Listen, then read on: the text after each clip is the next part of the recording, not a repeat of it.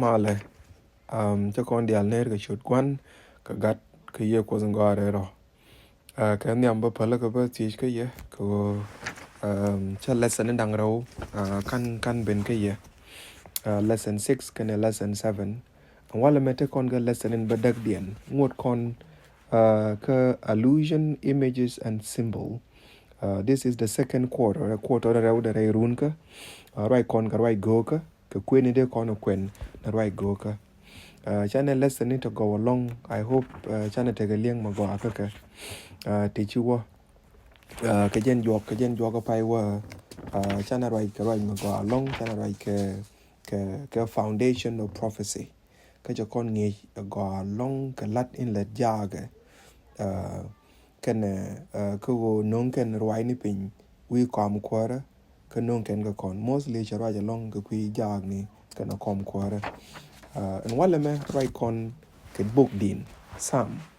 In the Psalms part 1. Joga me ban right ke Psalm me joga dong ba ban right ba ke kui din. Chet ke min ngai con ngora right con ka Monday. Te con ka Monday lesson. Monday lesson right ke we Palm Zion. We Palm Zion. This is a topic man not get along. But chana right ke chana work our memory text and them.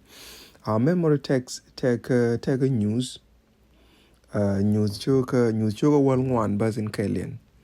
News choka wal ngwan bas in Kalian chalarana.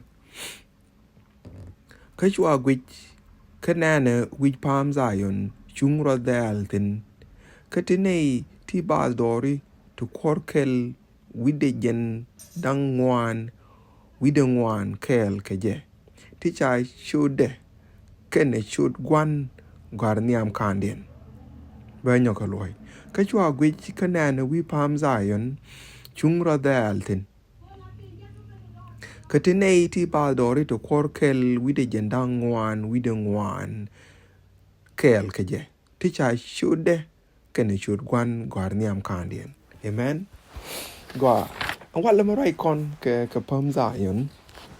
Palm Zion right con go kwide. Ego Palm Zion chawe jen gwadin chungra daltin kene neke. Wa Palm Zion me take a west side of the old city of Jerusalem. Dear west katong ngora ne michi we do riet kanchang jana konchang. So molono michi we do riet gwadin kanchang tin gwadin konchang tin na wanyan gwadin te Palm and the Palm Zion me te tin take a Palm nang ro te Jerusalem take a mishala Palm Moriah Canadian Palm Canadian Palm Zion. Min tuwaka Palm Moriah na me. Palm Moriah min tuwaka na engine Palm Kel enyam chalara ne chi Abraham she gadde she nang tin ko de Isaac de was sacrificing. No. Chen mi nyen gwa de dong de nyol ke lwelin bi ko ba o ba ben lwel ke je Jesus tin ke lia ke de liu ka Isaiah we pamo cha Isaiah cha lwel tin ke jen gwa de dan we Palm Moriah no mo ba la bo ken de chola ke te ke no gwa ke lo kwe ne go mete kel kwi do ara dong te kel kwi dong dang de mo ke chu dang ro de gul so in Palm Zion bo e wa je ne cha ba identify ke jen Mount Moriah long ko let te cha let ke Moriahฉันมีอันเคนเล็ดถึงชาวบัลลัดก็จ่ายอันก็เป็นที่เป็นก็เยชูคนไงคนนั้นพอมรายอันเจนในชาวไอแซคเดว่า sacrifice ตินอันเจนกว่าเดชีเดวิดบ่ชมุชจะก็ตัวตินก็กว่าเดชดเวอร์อันเดนกว่าเดมอมบ่อันเจนกว่าเดชีเมชาลวากดมันกว่าเลยชอเล Temple Mount อินเทอร์ก็Jews กันในเรื่องชอลก็กันในเรื่องชอลก็ Palestinian ในเจนอินเทอร์ก็จะกันนั่นวันเลยno so take a significant medit no but min kur kona bana chuptin na go last week take a lesson ma go me channeling along me channeling last week chawe cheitan ka dwer ke je che take a gwas to che ban pin chang rom nyal to kwala gur ban ba otiang ko kon ka gud ngani dial chalaran go kak Eden ne la cheng wut kimi chalge Lucifer tin da wa charo banyo ko loitin dung do bana loitin which pa me bere la te tin me dan and Lucifer wa charo be nyoko luitin but ba kon e la ne kon nyal e wa ba kon nang we palm Zion we kon we chon kel ka that but the mood can kon jam into this e go ko cha kon jog and go chung rodel we palm Zion ken neke me chung rodel we palm Zion ken neke then they call danti ka ngani te chung we palm Zion ken neke ti je mo nyin ti ja ti ye David ka sam cho ko world di sam cho ko world di chane Quinton to see mun lot da ka kon mun de ko ra dan long ka chung we palm Zion ka kwar ni Yesu kel did cho ko world di and then the whole chapter ayo pal ka tong no ra da che ti je ne ka ya nga mi de cheng re lo adu lo konyal ka ya nga mi de cheng we palm du min rel goy de ro imagine cha kon ti de ma who is able to stand on the Mount Zion ko te ma cha ro dal cha nen de chung tin chi de bi ro ti ka nga ni to luong ro dien te de chong re lo ko ka nga ina ma cha cho re lo ko lo ka no gwa de to koten in the presence of God teenager me chi kod me cha we be pen we palm ka jen gwa de dan me te mus tin ka na God Israel chana yo we ari lo du ne ka run wang bia ben bana wo rom ka konyal in other word bana wo te gwa tin to kotin in the presence of God but me cha kod nen be pen ge yel ka mar yo te la ram kel me churo longa chong kude chune dia adien but why ngudol ka na ko bi ga te in the presence of God ko di ko chi dwer cha kon tieng adwer ke kwan la cha kon kwang adwer re dan ke le adwer chi kon dan lu ngi chong niam kot mitel dwer ko ram mitel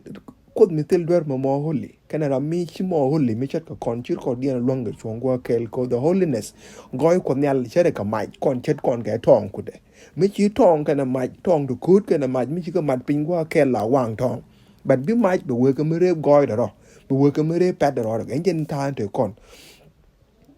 de rama gwendweri rodo kuno luanga chong niam kon nyale di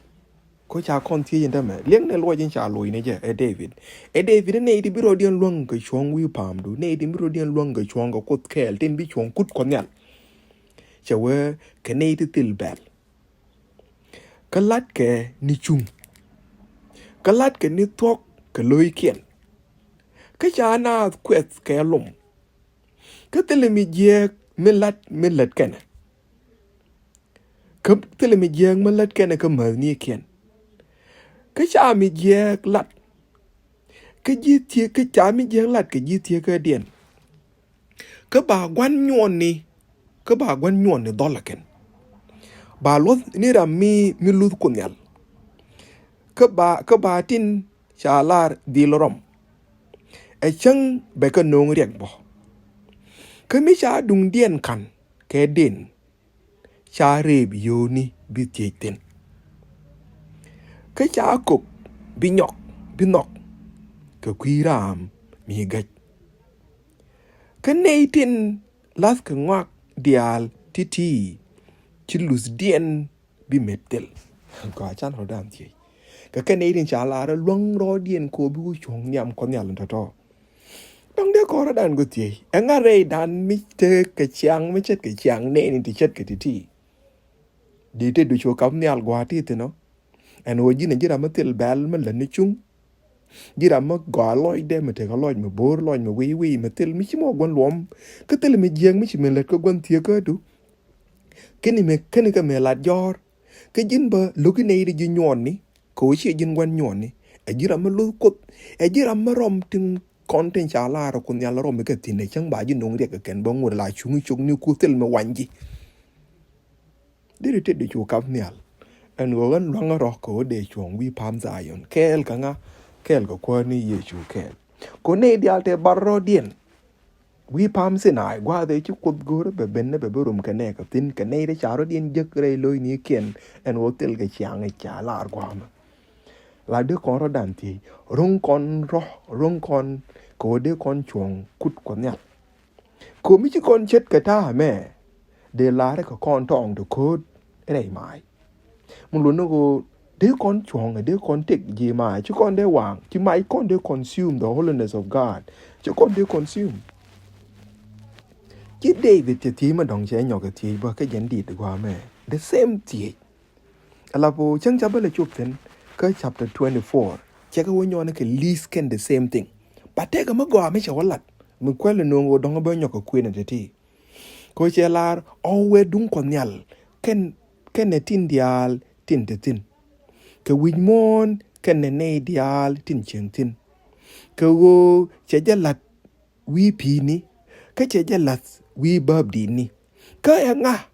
de wa we palm konyalo cha kon yon ga ti ne ke ti je ti ne kon and loy there is the same thing in chalat kon ram wi ram tel dwer ram ka briet konyal ke tel me bal ke ne je ram I mean chang tin dia len chana je menan ke chapter 15 ke ne ri chet ke to nga de chuong reil wa du mirel goy de romo ke ne tel dwer yes nyokro ti jin tel je dwer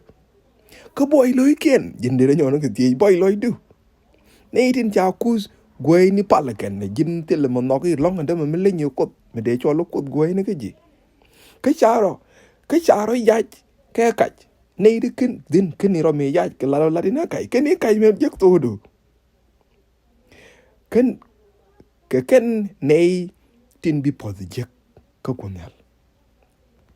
gwa me ne che la ro ke ne de chet ke to pa po jek to ko konyal